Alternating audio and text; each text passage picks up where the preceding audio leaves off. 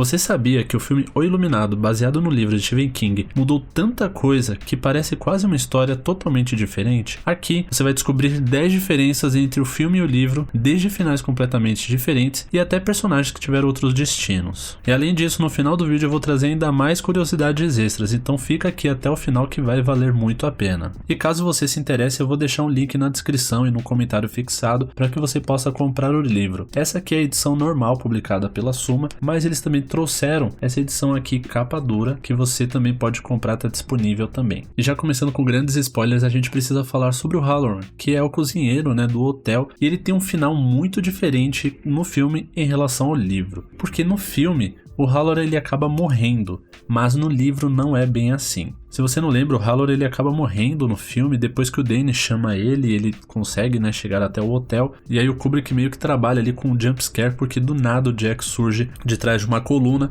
e acaba acertando o Halloran com o machado, e o cozinheiro acaba infelizmente morrendo ali mesmo e não consegue, né, fazer nada. Essa cena, né, ela é muito seca, ela é inesperada, como eu falei. Isso acaba quebrando com toda a expectativa, né, de que o Halloran seria o cara, né, seria aquele herói que iria salvar a Wendy e o Danny. Enquanto que aqui no livro, o Halloran ele tem aqui uma presença muito importante, tanto no começo da história, mas principalmente no final dela. Porque ele consegue também aqui no livro chegar até o hotel e ele ajuda a Wendy e o Danny a escaparem. No final do livro aqui o Halloran acaba não morrendo. Tem até um epílogo que mostra o que aconteceu ao Dick, ao Danny e à própria Wendy depois, né, dos eventos que ocorreram lá no hotel. Ele acaba desempenhando, né, um papel importante aqui nesse enfrentamento final que a Wendy tem, que o Danny tem com o Jack, com o hotel e com os fantasmas daquele hotel. Então o Halloran ele acaba sendo uma figura aqui muito importante para o final do Iluminado e também para a continuação do livro, porque em Dr. Sono o Jake ele vai se tornar uma espécie de mentor para o Danny. E Dr. Sono também foi adaptado para o cinema, dirigido pelo Mike Flanagan, que faz uma espécie de continuação do filme do Stanley Kubrick, enquanto que aqui obviamente, né, o livro escrito pelo Stephen King é uma continuação direta do livro O Iluminado. E eu vou deixar também o link desse livro na descrição e no primeiro comentário fixado, caso você se interesse em levar o pacote completo aí do Iluminado. E essa mudança tira ali o que é o único aliado, né, da Wendy e do Danny no final dessa história, mudando completamente, né, o tom do filme em relação ao livro. Pausa rápida na lista. Tá gostando do vídeo? Então se inscreve aqui no canal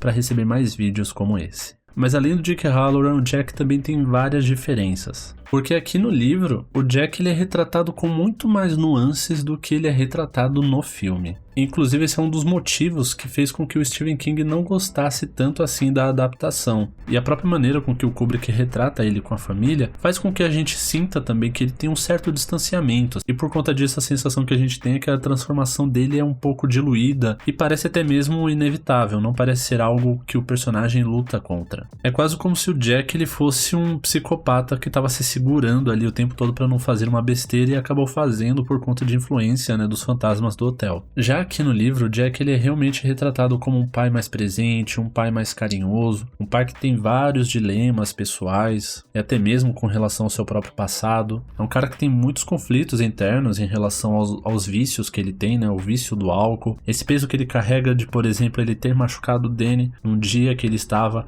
meio alcoolizado. E aqui você sente que o personagem ele realmente está tentando se tornar um ser humano melhor, está tentando se livrar desse vício para que isso não acabe destruindo a sua família. Então o pai aqui ele é um ser humano muito mais tridimensional, né, com muitas questões, tanto positivas quanto negativas, fazendo com que a gente perceba de que ele não é um cara maluco desde o começo. Ele é uma pessoa que tem problemas e a influência do hotel afetando esse ser humano que está tentando se recuperar dos seus próprios traumas, dos seus próprios demônios internos. Isso que acontece no final da história com Jack acaba tornando essa queda dele muito mais trágica e humana, porque você vê ali uma pessoa que tinha vontade e expectativas de se tornar um ser humano melhor para o seu filho e para sua esposa, mas por conta das influências do hotel isso acaba não sendo tão possível assim. E isso acaba se conectando com a terceira diferença em relação ao livro e o filme, que é a morte do Jack. No filme, se você bem lembra, né, o Jack ele acaba sendo corrompido pelo hotel e ele vai atrás da Wendy e do Danny para matar os dois. Nesse processo aqui o Jack vai perseguindo o Danny no labirinto, ele acaba não encontrando o filho e se perde dentro do labirinto e morre congelado lá dentro. Essa cena é bem icônica e reforça também, né, o isolamento e a frieza do personagem. O principal ponto aqui é que essa loucura dele não é revertida em nenhum momento. Depois que o Jack aceita totalmente a influência do hotel, ele vai até o fim,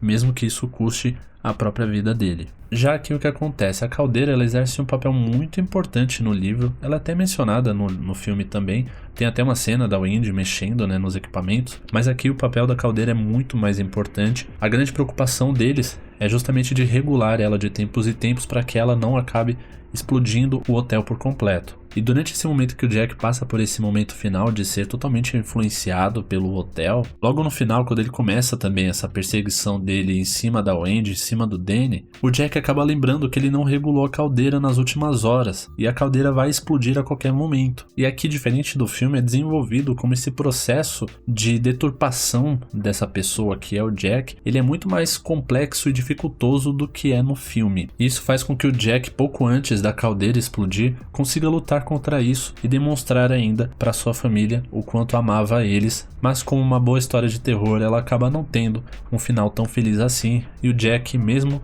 lutando contra esses demônios, lutando contra a influência do hotel, ele acaba morrendo na explosão, fazendo com que a morte do Jack não seja apenas um alívio para todo esse terror que estava acontecendo, mas que também seja muito triste, já que ele estava consciente de tudo que estava acontecendo, mas essa influência tão poderosa do hotel não permitia a ele ser ele mesmo. E aproveita que se você está gostando do vídeo, já se inscreve aqui no canal para você ajudar o canal a crescer e também para me mostrar que vocês estão gostando bastante desse tipo de conteúdo comparando livros com filmes. E se o Jack foi completamente alterado desde a personalidade dele até mesmo o final dele, dá para dizer também que aquelas gêmeas que aparecem no filme não tem uma presença tão forte aqui. As gêmeas aparecem logo no começo, né, quando o Danny ele acaba visitando o hotel com a família e já dá ali um vislumbre de coisas muito bizarras que podem acontecer naquele lugar, inclusive até mencionado pelo gerente do hotel, de que o antigo zelador acabou matando duas filhas enquanto estava isolado lá no hotel, o que nos faz entender que provavelmente são elas as filhas desse antigo zelador, o Grady. Já aqui também tem essa história de que o antigo zelador do hotel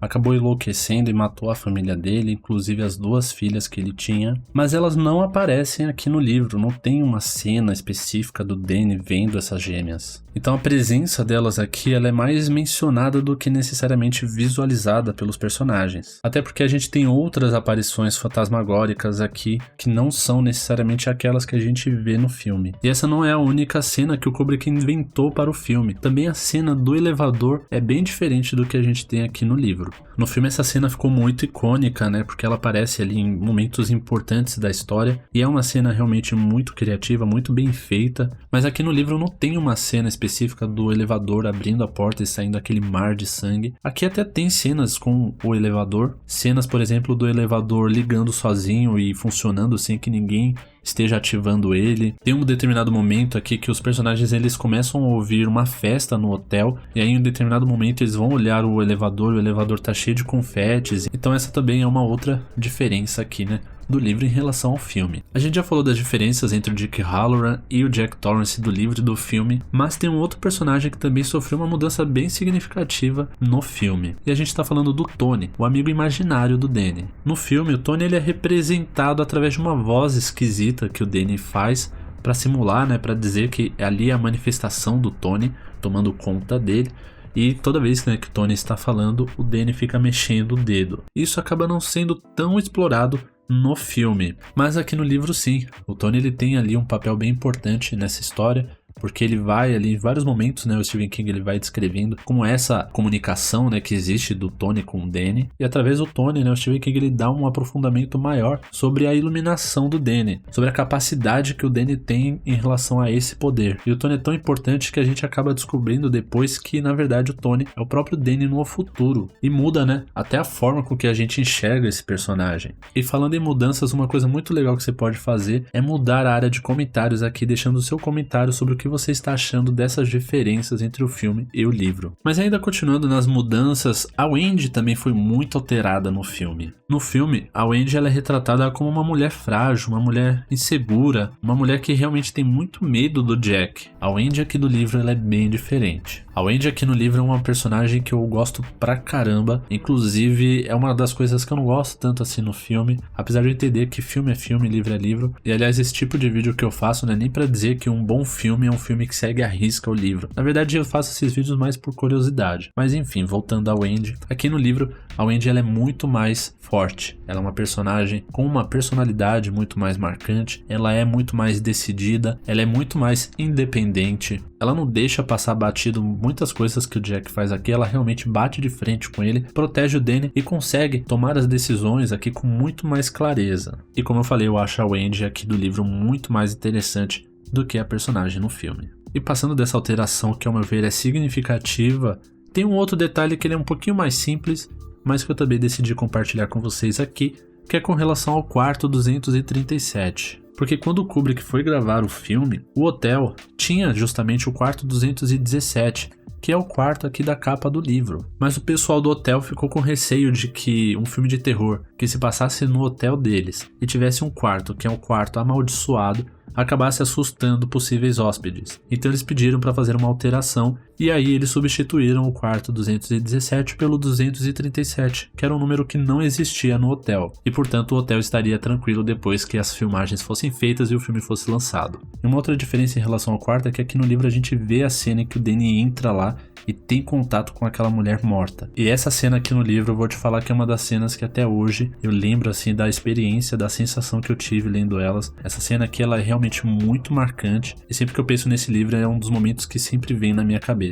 Isso nos leva também a uma outra grande diferença entre o filme e o livro, que é o papel que o Danny desempenha em cada uma das histórias. No filme, a iluminação do Danny é citada pelo Dick Hallorann, e a gente tem ali algumas visões perturbadoras do ponto de vista, do menino, mas o foco do filme ele acaba se direcionando todo pro Jack. E por conta dessa perda do protagonismo do Danny em relação ao filme, o entendimento sobre a história do Iluminado é que o hotel queria pegar o Jack e não o Danny. Isso também é uma coisa que é bem diferente aqui do livro. A iluminação do Danny ela é essencial para a trama, porque aqui o Danny consegue ter visões que vão contribuir muito para o desenrolar da história, além dele conseguir ler mente, sentir emoções, o que dá uma dimensão muito maior para o poder dele. Assim como no filme, claro, ele acaba se comunicando de forma telepática com o Hallorann, então dá pra dizer que se no filme o Jack é o protagonista, aqui nessa história dá pra dizer que o protagonista é o Danny, ou que pelo menos o protagonismo do Jack é bem dividido aqui com o Danny. Kubrick fez essa grande alteração na importância do Danny para a história, mas ele também fez uma outra grande alteração e essa alteração envolve o hotel, porque no filme o que dá a entender é que o hotel ele é um lugar que é assombrado por fantasmas, ou seja, que esses fantasmas eles poderiam estar presentes em qualquer lugar, mas na verdade não é bem assim no livro, porque aqui no livro o desenvolvimento do hotel ele vai num caminho de que, sim, ele é habitado por fantasmas, mas o próprio hotel é uma entidade viva. É até difícil de explicar esse conceito, do hotel ser uma entidade viva, mas é porque também no hotel, aqui no livro, vai descrevendo que aconteceram várias coisas muito ruins ao longo da história, desse lugar. A gente tem vários relatos de mortes que ocorreram lá, de assassinatos, até coisas envolvendo, por exemplo, a máfia. Então é um lugar que desde o início sempre esteve ligado